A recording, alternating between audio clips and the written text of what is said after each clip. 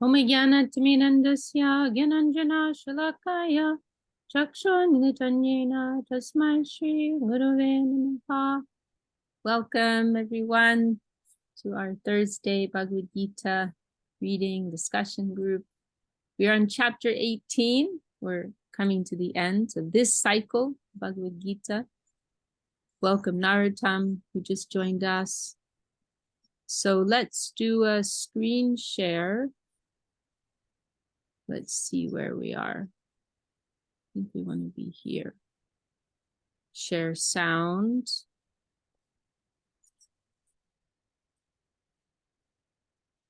So let's go to chapter 18.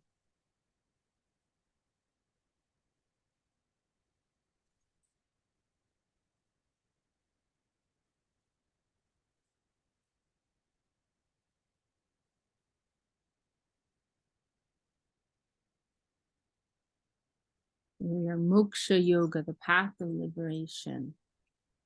Okay, so let's hear these verses. I think we're going to pick up from around 21, but we can hear our Guru Dev and follow his chanting with these first verses of chapter 18.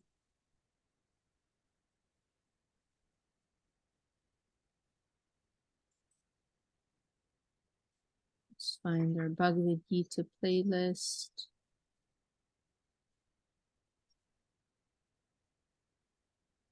Here we are.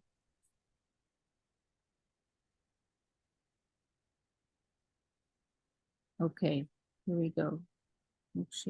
अथाष्टोदशा दशोध्याय अष्टादशोध्याय मुख्य योग अर्जुन उवाच संन्यासस्य महाबाहो तत्त्वमिच्छामि वेदितुं त्यागस्य च ऋषिकेश पृथक् केशि निषीदन श्रीभगवानुवाच काम्यानां कर्मणां न्यासं संन्यासं कवयो विदुः सर्वकर्म फल त्यागं प्राहुस्त्यागं विचक्षण त्याज्यं दोषपदेत्तेके कर्म प्राहुर्मनीषिणः यज्ञदान तपः कर्म न त्याज्यमिति चापरे निश्चयं शृणु मे तत्र त्यागे भरतसत्तम त्यागो हि पुरुषव्याघ्र त्रिविधः संप्रकीर्तितः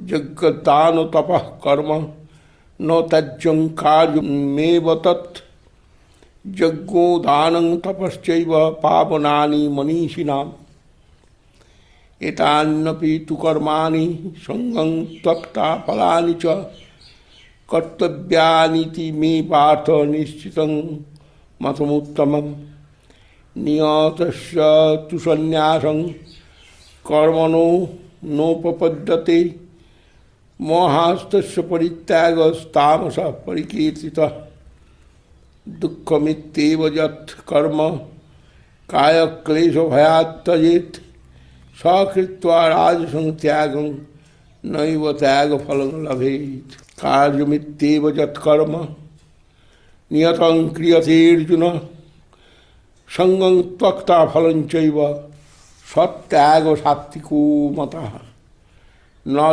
तेष्ट कुशलं कर्म कुशलेनानुसज्जते त्यागी सत्व समाविष्टो मेधावी छिन्न संशयः न हि देह भृताशक्यं त्यक्तुं कर्माण्यशेषतः जस्तु कर्मफल त्यागी सत्यागित्वविधीयते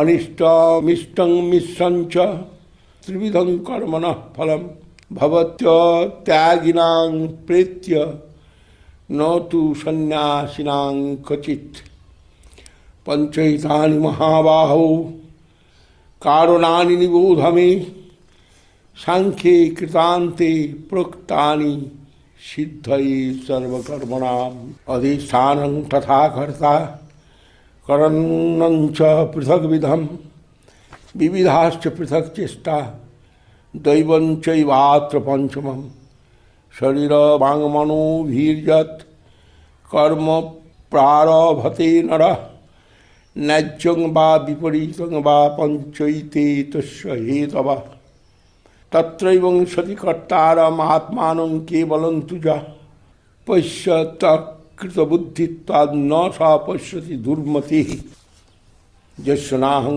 কৃতো ভাবো বুদ্ধির্যস্য ন লিপ্যতে হত্যাপি সৈমা লোকান ন হন্তি ন নিবধ্যতে জ্ঞানং জ্ঞেয়ং পরিজ্ঞাতা ত্রিবিধা কর্ম চোদনা করণং কর্ম কর্তেতি ত্রিবিধা কর্ম সংগ্রহ জ্ঞানং কর্ম চ কর্তা চ ত্রিধৈব গুণভেদতঃ প্রচ্যতে গুণসংখ্যানে যথাবৎ শৃণুতান্যপি সর্বভূতেষু যেনৈকং ভাবমব্যয়মিক্ষতে অবিভক্তং বিভক্তেষু তজ্জ্ঞানং বিদ্ধি সাত্ত্বিকং পৃথক্তেন তু জ্ঞানং নানা ভাবান পৃথক বিধান वेत्ति सर्वेषु भूतेषु तज्ज्ञानं विद्धि राजसं जत्तु कृष्णपदे कस्मिन् कार्ये शक्तमहैतुकम् अतत्तार्थबदल्पञ्च तत्तामसमुदारितं नियतं सङ्गरहितं अरागदेशतः कृतम् अफलप्रेप्सुना कर्म यत्तत् सात्विकमुच्यते जत्तु कामेप्सुना कर्म साहंकारेण वा पुनः क्रियते बहुलायासं तद्राजसमुदारितम् अनुबन्धं खयं हिंसामनपेक्ष च पौरुषं महादारभ्यते कर्म यत्तत्तामसमुच्यते मुक्तसंगो नहंवादी धृत्युत्साहसमन्विता सिद्धा सिद्धो निर्विकारं कर्ता सात्विक उच्यते रागी कर्मफल प्रेप्सु लुब्धो हिंसात्मको शुचि हर्षशोकान्वितः कर्ता राजसः परिकीर्तितः अयुक्तः प्राकृतः स्तब्धः शठो नैष्कृतिकोलसः विषादी दीर्घसूत्री च कर्ता तामस उच्यते बुद्धिर्भेदं धृतेश्चैव गुणतस्त्रिविधं शृणु प्रोच्यमानमशेषेण पृथक्तेन धनञ्जय प्रवृत्तिं च निवृत्तिं च कार्यकार्ये भयावहे बन्धनमोक्षं च या वेत्ति बुद्धिः सा पार्थ सात्विकी. Okay. I have a feeling that we may have been through these verses, last 10 verses, but I don't think we went through them properly. Yeah, I think we got part way. Yeah. So we can just go through them again. What harm? No harm. Only good. So we'll chant 21 to 30 together.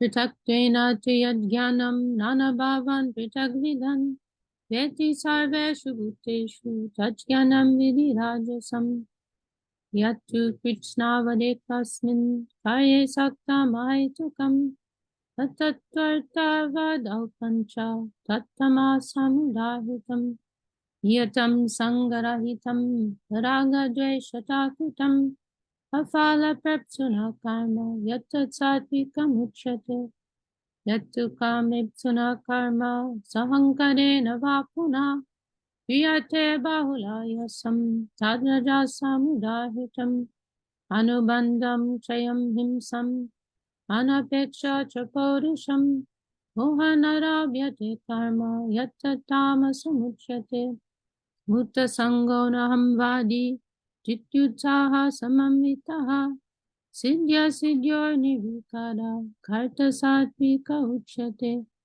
Ragi karma phala pripso Lubdho himsatmako shuchihi Harsha shokanvita karta Rajasa parikirtitaha Ayukta prakrita stabda Shato naiskritiko lasaha Vishadi dirga suchicha Karta tamasa uchyate Udir bedam jiteschaiva Gunataschi vidam shinu Uchamana masheshena Pitakrena dhananjaya Pravittincha nivittincha Kaya kaya vayamahe manda mokshancha bhaveti buddhi saparta satviki. All right. Well, maybe we can ask Saver Rupa Devidasi to read those translations for us, 21 to 30. Is that all right? Yes, Jai, I can. Okay, so 21 is that knowledge in which one experiences in the plane of living beings, many separate or independent entities engaged in many separate clashing pursuits, is to be known as knowledge of the nature of passion. 22, and that ideology which is stubbornly attached to the peripheral only, considering it to be all in all, without spiritual or scriptural conception, without seeking the truth, and based on trivialities alone, is said to be knowledge of the animalistic nature of ignorance. Hang on. I think we might, in order to follow this better, I think we want to read 22 because we're hearing about these three types of knowledge. So it's a little out of context. So let's hear 22. Okay. Describing knowledge So, of goodness. So that knowledge by which the one imperishable and undivided principle, in other words, my superior divine potency, I would think that's Krishna speaking, is seen to be present in all the diverse living beings, is to be known as knowledge of the nature of goodness. Okay, now let's jump back to where we were. 23. That obligatory action which is faithfully executed without attachment by a person who does not seek its rewards and who is unbiased by likes and dislikes, is said to be action of the nature of goodness. And that action which is performed with great endeavor by an egotistic person desiring its fruits is said to be action of the nature of passion.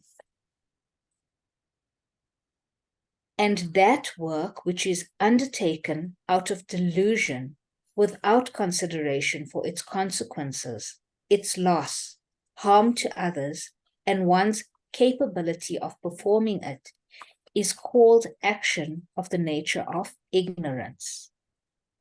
The worker who is unattached, without ego, patient, enthusiastic, and unaffected in success or failure is known as a worker of the nature of goodness. The worker who is attached, desirous of the fruits of action, covetous, cruel, engaged in abominable practices, not sanctioned by the scriptures, and always subject to joy and sorrow, is known as a worker of the nature of passion. And then 28 is the worker who is uncontrolled, vulgar, arrogant, deceitful, offensive, lazy, despondent, and a procrastinator is known as a worker of the nature of ignorance. Okay. O Dhananjaya, now listen attentively. I shall clearly describe the three types of intelligence with determination, according to the modes of nature. Okay, so should I continue? Yeah, at least to 30. Yes. And at 30. Okay. O Partha, intelligence of the nature of goodness is that which can distinguish virtuous engagement and abstinence from vice, duty and non-duty, danger and safety, and bondage and liberation. Try. Okay, great. Thank you, Saver. Thank you. So this is very interesting. And so much of Bhagavad Gita, it's helping us become the observer, right? To see how different things are playing out within us. And Bhagavad Gita gives us a helpful framework, right? Where we can like observe different reactions that we have to different situations. And Bhagavad Gita is kind of helping us to classify, oh yes, you know, you're exhibiting symptoms of someone under the influence of the mode of passion. You know, you're exhibiting symptoms of someone under the influence of the mode of goodness, and so on, right? So it's kind of helping, and you know, we may not be able to immediately shift, right, to a higher way of engaging with the environment, but at least it starts with awareness, right? And from there we can build on that. So this is now this first one's quite interesting. It's speaking about our very perception, right? The very perception that we have. So there's perception or knowledge is the word here used, like our type of awareness, like what is it that we're perceiving the environment. So that knowledge, you know, in which we are seeing like the Lord's light, the Lord's presence behind everything. We're seeing the spirit within everyone and everything. That is from that higher vision, right? Seeing from that higher vision, that is in the knowledge of the nature of goodness. And then this, which one is experiencing many separate independent entities engaged in many separate clashing pursuits. So this is very much like on the physical plane, right? It's a very limited way. It's kind of like I suppose you could say the he said, she said world, right? And this happened, that happened world, like that level of perception, that type of engagement with the environment. And then the mode of ignorance, this is even lower, based on trivialities alone, which is completely superficial, you know, focused on the peripheral aspect of things, without any spiritual, scriptural conception, no seeking of truth. This is animalistic of the nature of ignorance. So this is an interesting thing, right? Like if our perception is clouded, right? It's very difficult to make progress from that point, right? And you know, we could also say when we're trying to present these higher teachings to others, if we're speaking with persons who their perception is in the plane of ignorance, how much are they going to hear and how much are they going to feel it to be relevant, right? Their very perception is covered by the mode of ignorance. And then this here, we're kind of this next is describing these different types of action, different motivations, you know, that we have, an action that we're carrying out. And this is helpful, you know, this description of the nature of goodness. This is something that we can strive for, right? You know, this is close to the conception of bhakti yoga, something kind of like underscoring the practice of devotion, you know, the selflessness that's being described, action that is carried out without personal motivation, right? With a sense of duty, without seeking the results of that. That is something that we can try to emulate, you know, in the mode of passion, you know, a lot of endeavor, you know, for the attainment of, you know, particular results that are self-serving in the mode of passion. And then description of action in the mode of goodness, completely in delusion, without, you know, real intelligence, even considering what the consequences may be, or even one's own capability. Right? So, you know, even from a worldly view, the mode of ignorance is never helpful, never to be aspired for, right? And then we have description of, you know, different natures and persons who are acting in various ways in this world. without ego, patient, and again, something to emulate, right? Patient, enthusiastic, unaffected in success or failure, worker of the nature of goodness. And then the motive passion, again, focused on the results, maybe cruel even in their, this is kind of like a description of a hard-edged business person in this world, right? Underhanded business person who just does whatever it takes to earn their buck, right? Engaged, like they'll be cruel, immoral in their activity. Their only focus is on attaining a particular goal that suits them, increases their wealth, and so on. This is worker in the nature of passion. And this word worker is being used here. I mean, so karta, like the doer, the person who's acting, that's the idea. The actor, you could also say. Then uncontrolled, vulgar, arrogant, deceitful, offensive, lazy, despondent, in the mode of ignorance. Then we're hearing next 3 types of intelligence and determination. Sorry, I'm going to close this WhatsApp here. So then we finished here on intelligence of the nature of goodness, can distinguish virtuous engagement and abstinence from vice, duty and non-duty, danger, safety, bondage, innovation. Okay, so we can go on to the next 10 verses now. Does anyone else want to bring up anything before we continue? In the translation, like you mentioned, Karta is referred to as a worker. Are there any like other?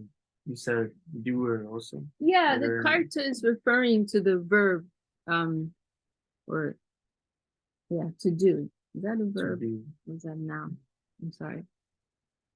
I forgot to know my noun. Yeah, it's the to do verb. It's a verb. Yeah, so it's related to doing, the person acting, the person doing. That's the idea. Marie, I'm sorry. In a long time since I Surprised how many full adults do not know the difference between a noun and a verb. To do, that's a verb, right? To do, that's a verb. That's the infinitive form of the verb, even. Right, infinitive. That's I knew that. See, you know these things, you just don't always remember that you know them. So yeah, I don't really like the word used, worker, but it's a bit tricky to really translate. Like I'd like the word actor would actually be better, but that has connotations of someone in Hollywood, so that gets confusing. Okay, anyone else want to bring up anything? Should we move on? And welcome those of you who joined. Okay, then we can continue with verse 31.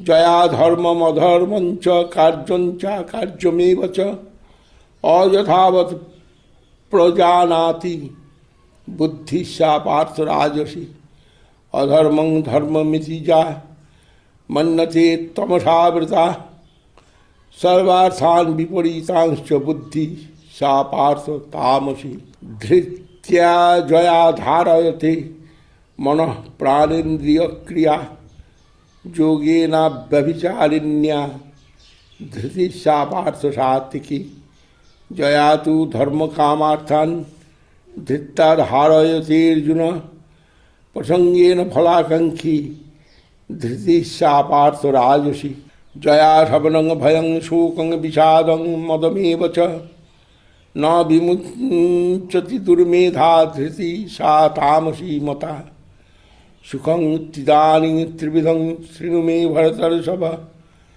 अभ्यासाद्रमते यत्र दुःखान्तं च निगच्छति यत्तदग्रे विषमिव परिणामे मृतोपमं तत्सुखं सात्विकं प्रोक्तम् आत्मबुद्धि प्रसादजं विषयेन्द्रिय संयोगात् Jattad agre mitupamam pariname vishamiva tatsukang rajasang smritam jadagre charubandhe cha sukhang mohanamaatmana nidralasya pramadutham tattamasamudharitam na tadasti prithivyangva divi devi suva punah satrang prakriti jair muktang jadevi shatrivir kunai brahman. All right. So we can chant those verses together, 31 to 40. Maya dharmam adharmancha karyancha karyamevacha ayatavat prajanati buddhisa partarajasi adharmam dharmam itiya manyate tamasarita sarvartam vipaditamscha buddhisa partatamasi vityaya darayate mana pranindriya kriya yogena vyabhicharinya jittisa partha satiki Dayatu dharma kamartan vidyadharayate arjuna prasangena phalakankshi vittisa partha rajasi Yaya swapnam vayam shokam vishadam madameva cha navimunchati dhumeda vittisa tamasimata Sukham tidanim jividam Shinume bharatarshava Abhyasa ramate acha Dukantancha nigachati Yattaragre vishamniva Hariname mitopanam Tatsukam satvikam bhuttam Atma buddhi prasadajam Vishayandriya samyogad Yattaragre mitopamam Hariname vishamniva Tatsukam rajasam smritam Yadagre chanubande cha Sukhamohanamatmanaha Nijalasya pramodotam Tattama samudahitam Natarasti pritivyam va Divi deveshu va punaha Sattvam prakriti jamutam Yadevi sachivirgunai. Right. And I'm just reflecting more on those verses we went through before. It's really so nice. Bhagavad Gita gives so much clarity, and I'm just reflecting, how because we're told, right, how the modes of nature, they're always like in competition with one another. They're always competing for dominance over our consciousness. And so I was just reflecting how we will also experience that, right? We may experience some days we're feeling more our awareness, right? Then our knowledge, our perception is under the influence of ignorance, right? Other days more under the influence of passion. Other days more in the influence of goodness. Some rare days, or rare moments, we may feel the touch of the nirguna plane, right? That transcendental plane, influencing our consciousness and our awareness, right? And we experience how some days certain things will bother us more, right? There are some days that the he said and the she said is very prominent in our consciousness, and that's really bothering us. And other times we're feeling this broadness and and seeing that everyone's a spirit soul and everyone's moving through their karma and everyone has different natures and so on and so forth. Or we have that more generous, broad spiritual awareness, right? So yeah, it's just interesting. This kind of just gives an interesting framework with which we can observe, right, these different cycles and that we're going through. Then we can, and the thing is, it's like when you have a disease, having a diagnosis is so helpful.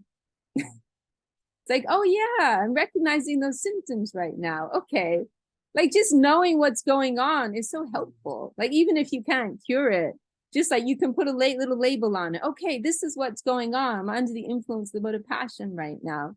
That's why this is pressing on me so much. This is why this is bothering me so much, right? But I know there's another way to be too. And maybe I can't quite get there right now, but I know it's there.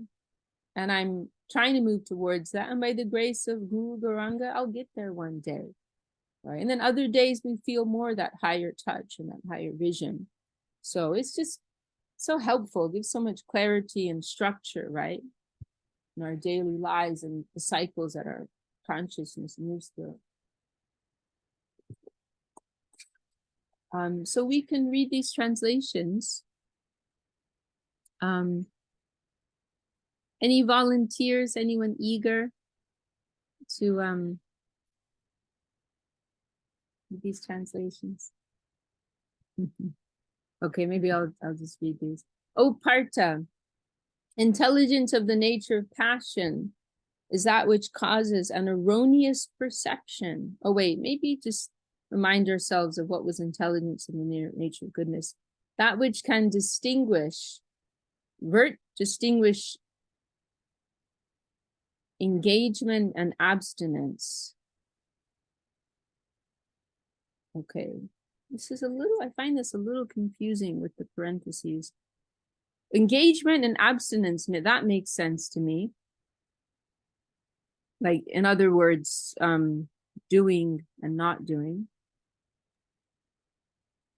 So when I was also, yeah, please go ahead. no, I just wanted to say when I was reading it also, it seemed a bit ambiguous, but I think as you went over it again, it felt like, I mean, it's distinguishing engagement, like virtuous engagement, and abstinence from vice. I was just trying to see it that way, but yeah, but it does. I don't think it makes sense because abstinence from vice is a good thing. So why would there be a distinction between virtuous engagement and abstinence from vice? I think it would, I think if it said from instead of and, then that would definitely indicate that those two were being juxtaposed. But since it says and, I think maybe it just means distinguishing virtuous engagement from other engagements and abstinence from vice versus, like, I don't know, but like, I don't think they're meant to be against each other just because of that. Right. And but it is kind of confusing to put them in the same part with the comma. Because Right. the others are juxtaposed. Well, what did I just do? Yeah, that's the thing. I feel like maybe that's a bit of an error, and I would like to look up. Oh, I've just done something here. I bet it's clear in the Sanskrit. I bet it's just an editing. Yeah. Vishaka Didi, can I Also, say something? written cha, nivritin cha. Yes, Prabhu. Because it's because a lot of people do bad things and then they do virtuous things to counteract. So that's why I think it's mentioning this. Because if you do virtuous, then you have to abstain from non-virtuous also, from vice also. Otherwise, it's kind of going back and forth. A lot of people do, like thieves, they steal money, but then they go donate temple. So they are not abstaining, they are not doing properly. So you have to stay on one path. That's why I think it's saying like that. Yeah, that sounds right. Yeah. Yeah, I think it just doesn't come across clearly in the English. Yeah, I'm gonna see how Srila Marsh, that understanding by which one knows what ought to be done and what ought not to be done. Yeah, see, that's more clear. I Yeah. feel like our translation is not so well done, actually. Yeah, so this these are also phrases that are used, pravritti and nivritti. Yeah, pravritti is, yeah, I like how Swami Maharaj has translated that. Things that should be done, nivritti, what should not be done. So yeah, I think I like this this translation is more clear. Okay, well, let's go back here. Duty and non-duty, danger and safety, and bondage and liberation. So there's clarity and intelligence of the nature of goodness.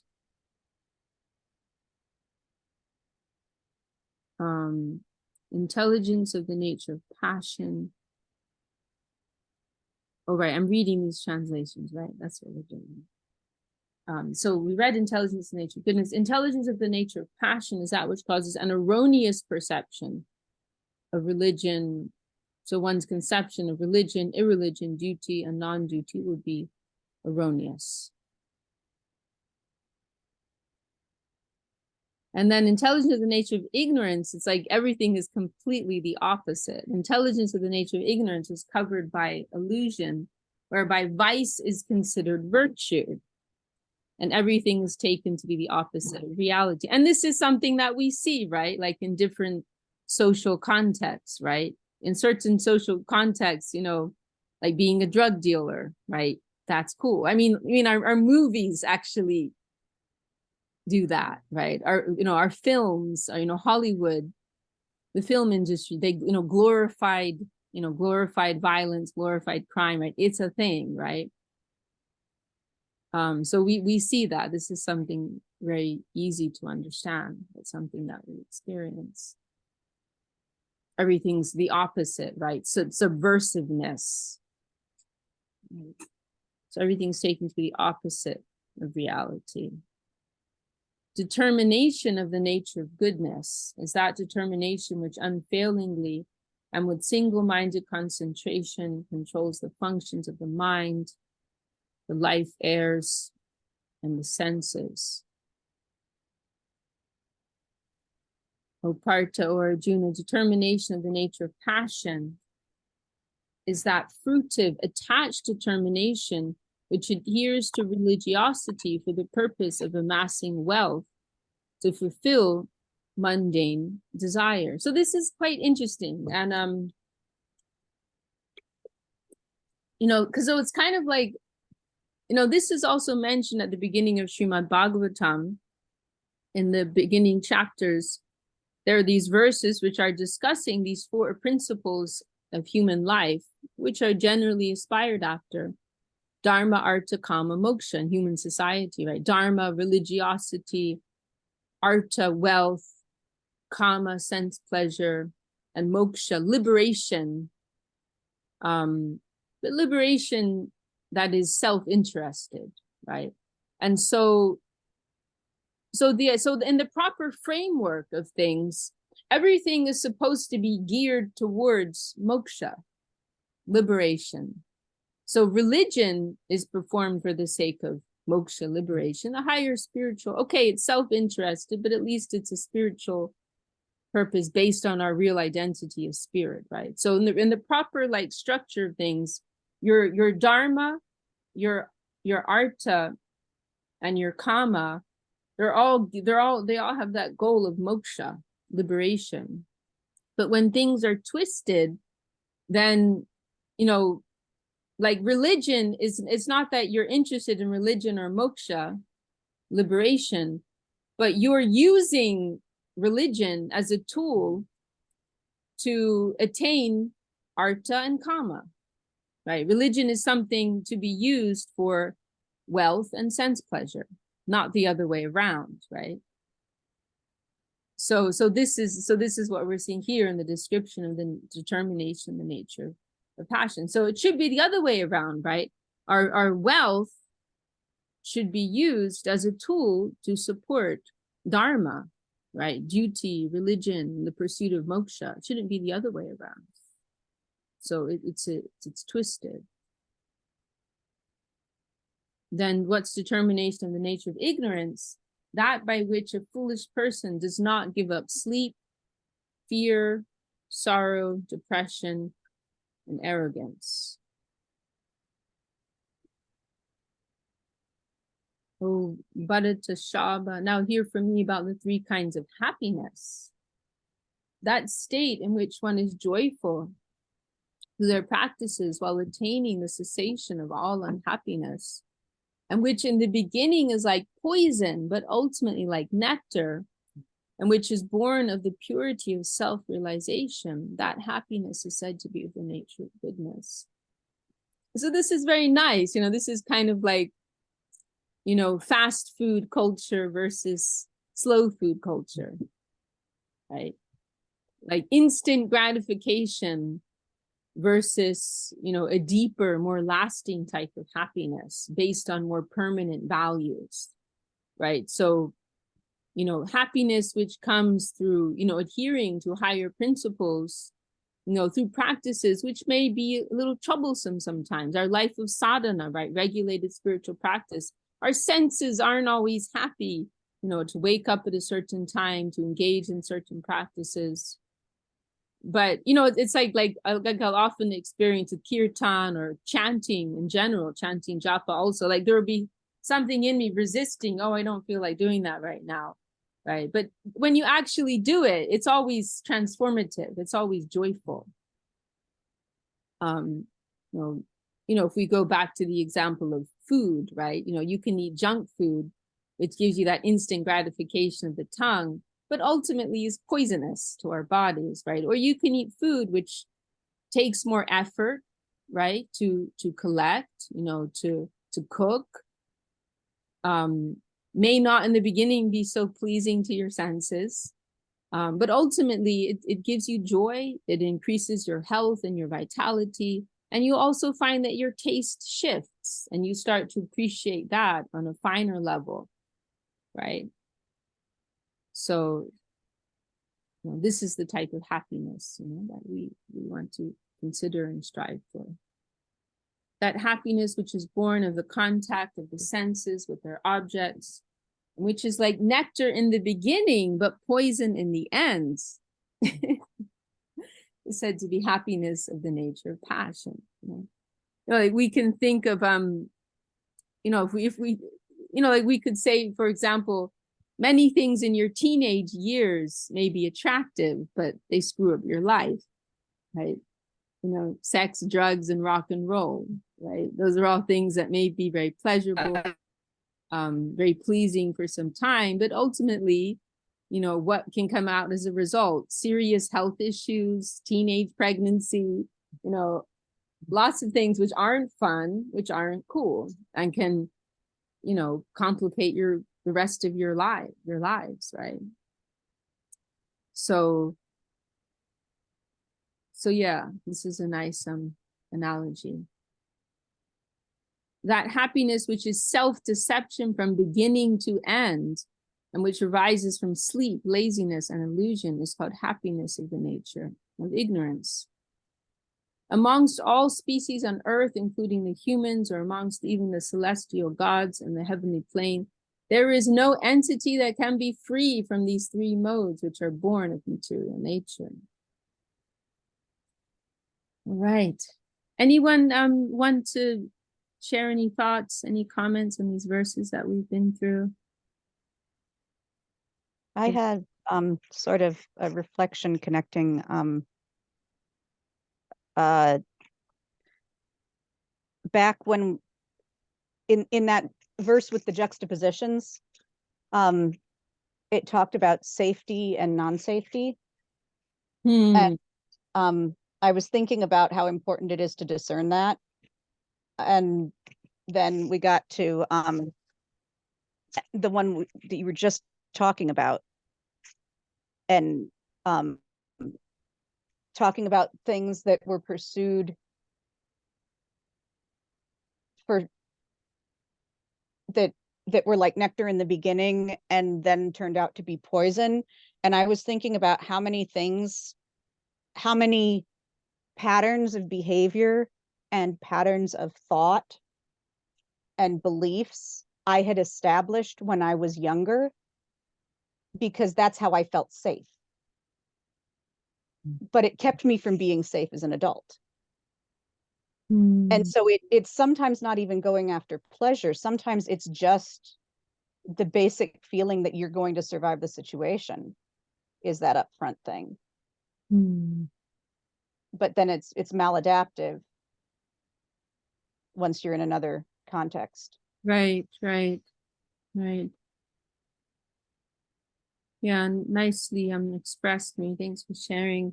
And this is where spiritual advice is so helpful, because spiritual advice is not just giving advice for the here and now, but it's giving advice for like zoom out, like from the widest perspective, what's going to be helpful for you, not only like within your life as a whole, but in your journey within eternity as a spirit soul, right? That's ultimately what spiritual advice is giving us. Like, you can't go wrong if you follow that advice, right? This is the nature of relative truth, right? Right? Relative truth is truth that is relevant in the here and now, right? And not that we can't totally ignore that. And we have to use our discernment and know sometimes which relative truth to apply in which situation, right? But we also want to keep that background view. What's like the long-term goal? What's the trajectory as a whole? And know when to apply those higher principles also, right? So, yes. Anyone else want to share anything? We've had a few last minute arrivals in our group. I see Murari. May I say something, Vishaka Didi? Yes, Prabhu, of course. Thank you so much. Yeah, I heard Gurudev, actually Gurudev said Bhakti Yoga means Buddhi Yoga. Yeah, Mhm. because we have to use our intelligence. We are not robot. So we want to serve Krishna and Guru. So we have to do it consciously. Yeah, Gurudev tried to encourage under the guidance of a Vaishnava, because I seen many devotees, I want to do this, I want to do that. Gurudev said, no, under the guidance of some higher Vaishnava. Yeah. Well, it's good. Thanks you doing this. I earlier never had time to study, but I had a good common sense. I was able to follow, but now it's helping me so much to see what's what. Because I feel like I'm in mode of ignorance. I just trying to shake it off, but I sleep so much. It's just crazy. Yeah, yeah. It's yesterday I went to some temple, very nice. So it helped me so much just by being there. It's an association. See, yeah, it's an association. That's why Guru Maharaj say Sadhu Shastra, and there is gradation even in Sadhu Shastra. We are lucky. This Bhagavad Gita starts us way high. It's by mercy of Gurudev and Guru Maharaj. We are very blessed, very special. Yeah. Thanks so much for doing this. I love it. Yeah. Thanks for being part of the group, Prabhu. Thanks for sharing. Yeah. We have Suvasini with us today. Suvasini, do you want to share any insights with our group today?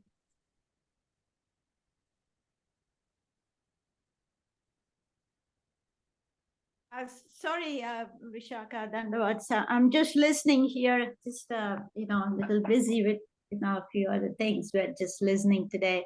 I think it's nice, everything, the comments and whatever you said. It's like gives a good framework, to see where we are and where to observe others and where we are also. That's very, very good point. Yeah, that's. Thank you, Dee. Yeah. Sharing that. I see Narottam Nitai Prabhu has his hand raised. Oh yes, Vishaka Didi.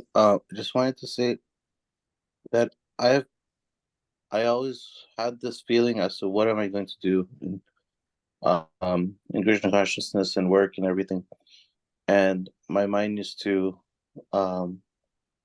I used to debate a lot in my mind what I'm going to do, etc. But I'm starting to understand that simply by reading the books, by being an association of devotees and doing our seva and chanting, that things will be revealed to us. You don't have to necessarily pull our hair out, so to speak. This material world, at the end of the day, it's temporary creation.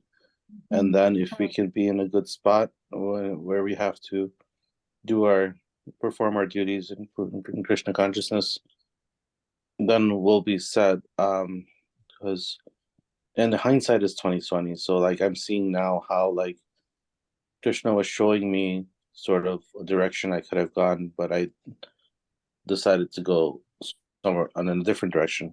So I've seen how that trouble that made to me and to the people around me. So yeah, I'm starting to see that, reflect on and learn the lessons that I should have just known from a long time ago. So hopefully, yeah, I'll keep on chanting and doing, and hopefully what I'm supposed to do next, it will be revealed to me. So yeah, that's all. Very well. That's beautiful, Prabhu. And I think that's a very nice conclusion for our meeting today. That's absolutely correct. It's also true that, this is one of the things that's so beautiful and natural about the process of bhakti, that simply through our devotional practice, Shravanam, Kirtanam, hearing, chanting, Vaishnava Seva, service to the saints, the Vaishnavas, through that very natural and direct process, all these other things, anomalies in our system, you could say, they'll all disappear, right? This is what distinguishes bhakti from other lines of progress, right? Where we're not focusing on the thing, right? That's actually inconsequential in the big picture. How much we're struggling under the modes of nature. That's not even an issue here. That's a peripheral matter. But the real subject matter is devotion to Krishna, to Guru, to Vaishnava. And through that central endeavor, everything else will be cleared automatically. This is something that's mentioned in many places in the scriptures, right? Through devotion, to Hari, everything will be attained. Our purification, a development of spiritual knowledge, all these things, that will all naturally take place through the practice of devotion. So yes, that is an important point that we can reassure ourselves with. And our Gurudev, I like how he commented once, like in the course of our practicing lives, we'll reach the point of liberation. We'll automatically cross over liberation and just carry on, right, with what we're doing. We carry on with our Shravan, with our Kirtan. We won't even notice. It won't be imagined. It won't be a subject matter. It won't be, oh, we're going to celebrate, I reached a landmark. Like, that's not our goal anyway, right? So it'll be something that will just come within the weight of our progressive devotional life, right? So yes, very, very nice point. Thank you so much for bringing that up.